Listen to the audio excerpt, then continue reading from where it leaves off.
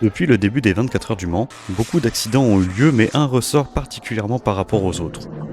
Aujourd'hui, dans cet épisode des 24 heures en bref, nous allons parler du drame de 1955.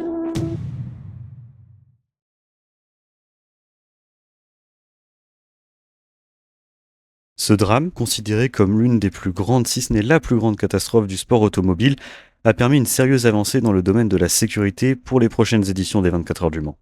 Pour remettre un peu plus en contexte, lors de cette course, Mike Hawthorne, au volant de sa Jaguar, fait une manœuvre très brutale pour rentrer le plus rapidement possible dans la voie des stands. Lance McLean, alors juste derrière lui dans son Austin LA, dut faire un écart pour éviter d'emboutir la voiture de Hawthorne. C'est à ce moment-là que Pierre Lévesque, pilote d'une Mercedes-Benz 300 SLR, arrive à très grande vitesse et percute la voiture de McLean. La Mercedes s'envole, atteint le muret séparant la piste des tribunes et retombe dans le public en se disloquant en plusieurs morceaux et également en feu. La course continua malgré cette catastrophe et Mercedes se retira directement du sport auto pendant des décennies.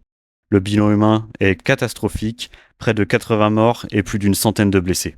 À la suite de cette course, des mesures ont été mises en place dans le but d'améliorer la sécurité comme une nette amélioration des barrières et des murets, ainsi que des gradins plus à l'écart du public. La piste a également été élargie pour une meilleure maniabilité pour les pilotes et la séparer davantage du public. Il fallut cependant attendre 1996 pour que de grands grillages de sécurité soient installés entre la piste et les spectateurs.